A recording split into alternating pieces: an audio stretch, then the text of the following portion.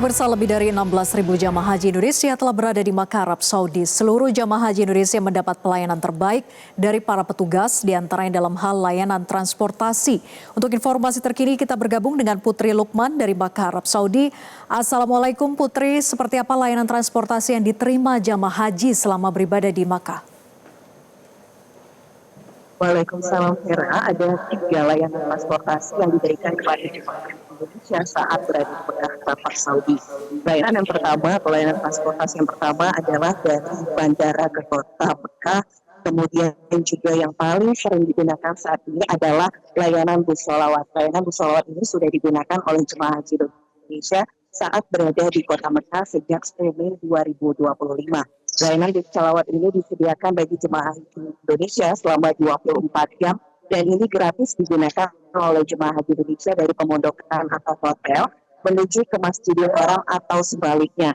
Yang perlu diperhatikan atau disampaikan kepada jemaah haji Indonesia adalah dalam penggunaan bis sholawat ini, jemaah harus memperhatikan nomor dan juga rute dari bis sholawat. Ada 3 terminal yang digunakan dalam pelaksanaan ibadah haji tahun 2025 ini, yakni Terminal Ship Amir, Terminal Jabal Ka'bah, dan Hajiat. Dari ketiga terminal ini, 3 terminal ini menuju ke 95 halte dengan menyediakan 27 rute di 4 wilayah, yakni ada di Shisha, Raudo, kemudian di Jarwal, dan juga Misfalah. Yang perlu juga diperhatikan oleh jemaah haji Indonesia selama berada di kota Mekah ketika menggunakan bus sholawat ini adalah juga harus menggunakan kartu bus sholawat. Kartu ini begitu penting bagi jemaah haji Indonesia agar mereka tidak tersesat atau tersasar begitu saat berada di Masjidil Haram, sehingga dengan kartu itu ketika mereka beribadah menuju ke Masjidil Haram, mereka akan melewati gate C dan D khusus untuk jemaah haji Indonesia yang nantinya saat mereka keluar maupun juga masuk untuk kembali ke bus rombongan sesuai dengan bis atau rute yang mereka terima dari kartu bus sholawat ini. Layanan transportasi yang berikutnya juga yang diterima oleh jemaah haji Indonesia adalah nanti ketika puncak pelaksanaan ibadah haji saat skema murur dan tanazul juga disediakan bus bagi jemaah haji Indonesia, diantaranya untuk skema murur disediakan city bus bagi 25% jemaah haji yang akan menggunakan skema murur, kemudian juga akan ada bus yang digunakan bagi jemaah haji yang menggunakan skema tanazul.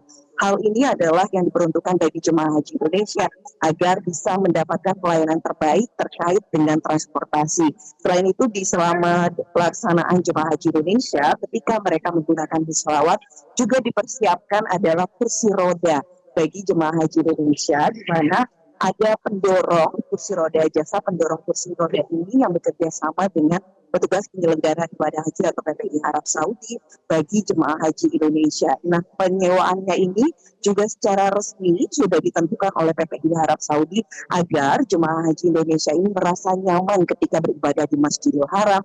Kemudian juga akan dibantu oleh para petugas penyelenggara ibadah haji atau PPI Arab Saudi yang menjaga di sekitaran Masjidil Haram, kemudian di sejumlah titik yang ada di kota Mekah, salah satunya di pemondokan atau di hotel jemaah haji Indonesia selama berada di Mekah. Demikian Vera, kembali ke studio.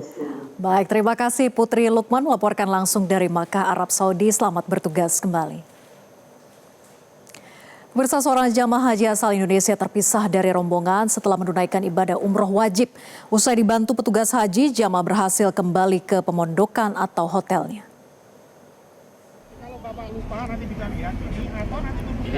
Ahmad Fadil tak kuasa menahan kegembiraannya usai akhirnya dibantu petugas haji Indonesia menaiki bus tujuan penginapannya di Hotel Mizab Al-Adl, Makkah, Arab Saudi.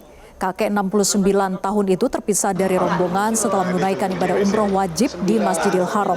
Awalnya ia bersama rombongan kloter 2 BTH menunaikan ibadah umroh bersama dan perjanjiannya usai tahapan tahalul, mereka bertemu di dekat WC 8. Rupanya Ahmad salah informasi karena menunggu di dekat tulisan WC nomor 9 di luar Masjidil Haram dengan kondisi telepon genggam mati. Informasi Ahmad terpisah dari rombongan langsung ditindaklanjuti petugas haji bagian perlindungan jamaah dan ketua kloter. Usai terpisah selama 3 jam, Ahmad dibawa ke hotelnya menggunakan bus sholawat. Jelajahi cara baru mendapatkan informasi. Download Metro TV Extend sekarang.